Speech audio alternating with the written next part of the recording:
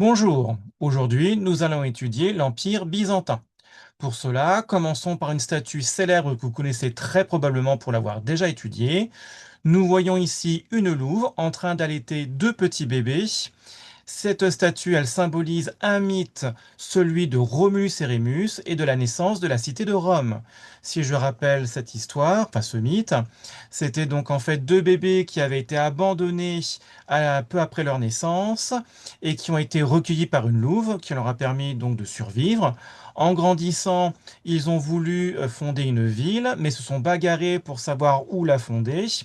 Cette bagarre débouche sur la mort de Rémus, donc seul le frère Romulus reste vivant et fonde la ville de Rome. Romulus, Rome, ce qui lui donne son nom. Cette célèbre statue, donc, elle représente le mythe fondateur de la cité de Rome, dont la naissance, la date serait à peu près vers 553 avant Jésus-Christ. Eh bien, cette cité romaine, elle va au fil du temps de sa longue existence conquérir de nombreux territoires, d'abord en Italie, puis après tout autour de la mer Méditerranée, lorsqu'elle a été tout d'abord une république, puis après lorsqu'elle a été un empire.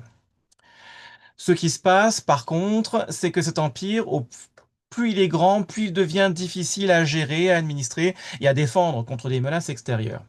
C'est pour cela qu'en 395, on va diviser l'Empire romain en deux. On va avoir d'un côté l'Empire romain d'Occident, à l'ouest, avec pour capitale Rome, et puis après ce sera Ravenne. Et de l'autre côté, à l'est, on va avoir l'Empire romain d'Orient, avec pour capitale Constantinople. Ce qui se passe, c'est que ces deux empires vont rapidement connaître des attaques et des invasions. Si l'Empire romain d'Orient arrive à résister à ces attaques, qui vient en fait simplement de peuples venus d'Europe centrale, hein, ce sont des Germains, eh bien l'Empire romain d'Orient, pardon, d'Occident, excusez-moi, lui résiste beaucoup moins bien à ces attaques. Il se fait facilement envahir par des peuples francs, suèves, burgondes, vandales, wisigoths, et qui arrivent à s'installer sur son territoire. Ça se finit finalement par la fin de l'Empire romain d'Occident, lorsqu'en fait le roi Odoacre finit par déposer le dernier empereur romain, qui s'appelle à ce moment-là Romus Augustule, en 476. Cette année marque la fin de l'Empire romain d'Occident, mais aussi pour les historiens, la fin de l'Antiquité et le début du Moyen Âge. L'Empire romain d'Occident est à ce moment-là remplacé par différents royaumes barbares, qui sont les constructions des invasions germaniques, qui sont installées sur ces territoires. De l'autre côté, par contre, en Orient, vous avez toujours donc l'Empire romain d'Orient qui existe, avec toujours pour capitale Constantinople. Les historiens vont lui donner, avec le recul, un autre nom pour le différencier de l'Empire romain de l'Antiquité. Ça sera l'Empire byzantin. Alors pourquoi byzantin? C'est parce que sa capitale Constantinople avait pour ancien nom Byzance. Donc Byzance byzantin, Empire byzantin. Cet empire byzantin, il va exister pendant plus d'un millénaire, entre 395, donc date du partage de l'Empire romain en deux, et jusqu'à 1453, lorsqu'elle sera prise par les Turcs. L'apogée de toute l'histoire de cet empire, ça va être sous le règne de l'empereur Justinien, représenté en mosaïque ici, qui a régné entre 527 et 567. Cet empereur, il porte un titre qui s'appelle Basilus. Basilus, c'est un mot grec qui veut dire roi. Et ce Basilus, il dispose d'un pouvoir absolu de droit divin.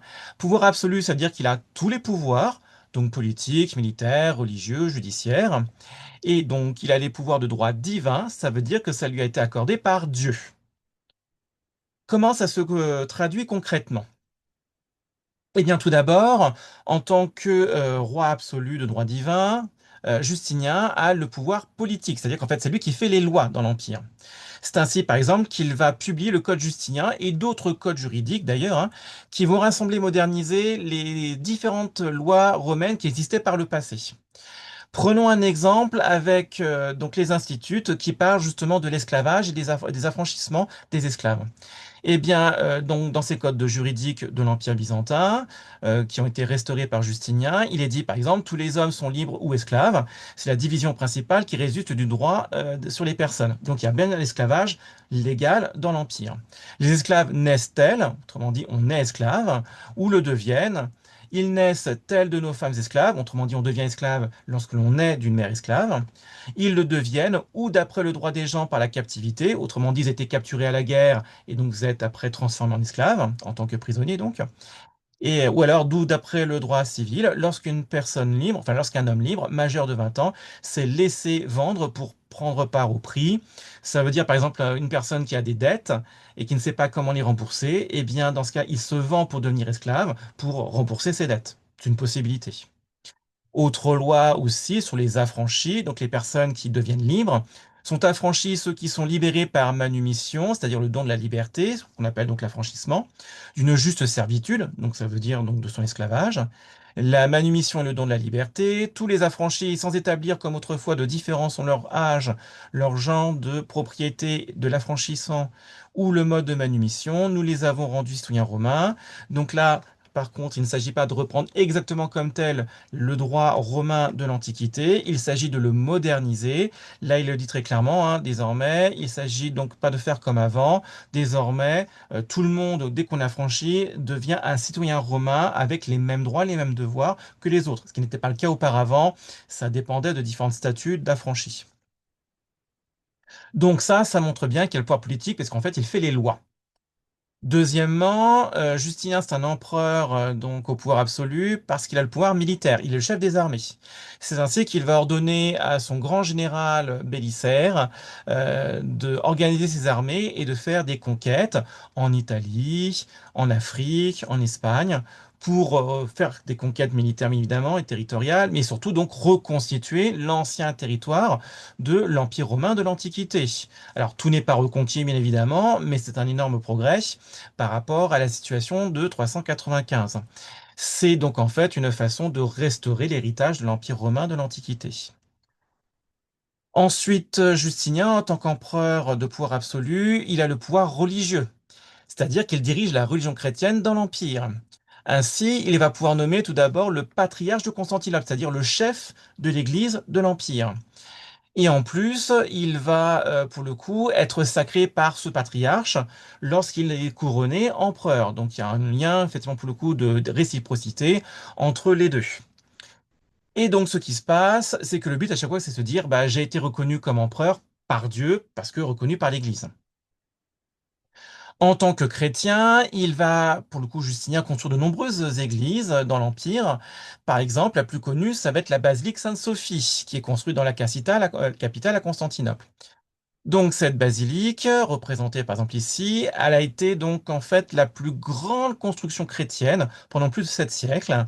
Elle faisait 56 mètres de hauteur, elle dominait par une coupole, c'est-à-dire en fait un plafond en forme de demi-cercle, qui faisait énormément de hauteur et qui invitait à regarder vers le haut justement. Sachant qu'il y avait une décoration donc en mosaïque, c'est-à-dire en fait des images constituées à partir de petites tessons de terre colorée que l'on collait au mur, bon, donc ici au plafond. On y représentait donc ici Jésus-Christ. Et ce qui se passe, c'est que bah, déjà, ça invitait à regarder Jésus-Christ au ciel, royaume de Dieu. Mais ce n'était pas un hasard non plus, parce que juste en dessous, on avait représenté une autre mosaïque sur le sol où on installait en fait l'empereur, c'est-à-dire le basilus, pour les fêtes et les couronnements. Donc cet espace, en fait, ce qu'on appelle l'omphalion, il était placé juste en dessous donc de la mosaïque du Christ, pour tout simplement essayer de signifier de manière symbolique que c'est Dieu qui va désigner l'empereur qui s'installe en dessous, notamment pendant les cérémonies de couronnement pour bah, gouverner les hommes qui sont dans l'Empire et qui sont bah, pour le coup tout autour. Autre exemple de symbolique, ça serait une autre mosaïque représentée dans la basilique Sainte-Sophie vers l'entrée. Cette basilique, elle représente donc Jésus-Christ, là il est encore enfant, sur les genoux de Marie, la Vierge Marie, donc sa mère. Et là, sur les côtés, donc deux empereurs. Vous avez l'empereur Constantin ici, donc c'est celui qui a créé Constantinople et qui lui offre pour le coup, parce qu'il tient dans les mains la ville de Constantinople. Et donc après, de l'autre côté, vous avez bah, justement l'empereur Justinien qui tient dans les mains la basilique Sainte-Sophie, qui le donne en cadeau à Jésus pour dire, je t'offre pour le coup cette basilique pour effectivement toi le Christ et donc la religion. Donc là encore, c'est pour montrer qu'il est très chrétien.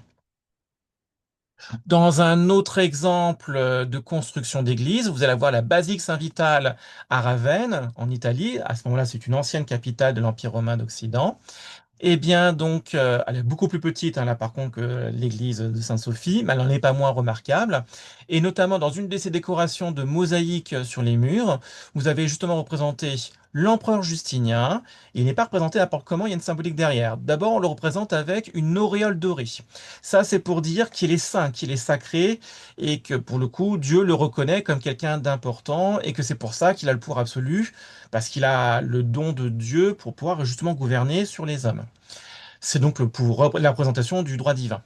De même, il est représenté devant les autres personnages qui sont des hommes d'église, des militaires, des fonctionnaires, ce qui veut dire qu'il est devant eux pour dire qu'il a le pouvoir politique, qu'il a le pouvoir religieux, qu'il a le pouvoir militaire, donc il a tous les pouvoirs. Donc là, cette mosaïque, elle montre bien que c'est l'empereur absolu de droit divin.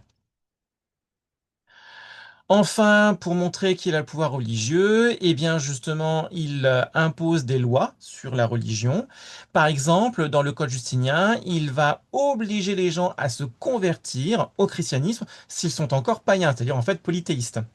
Si jamais ils ne le font pas, ils sont condamnés à l'esclavage ou surtout à la mort. La preuve, hein, quand on lit cet extrait, c'est marqué au nom de notre Seigneur Jésus-Christ.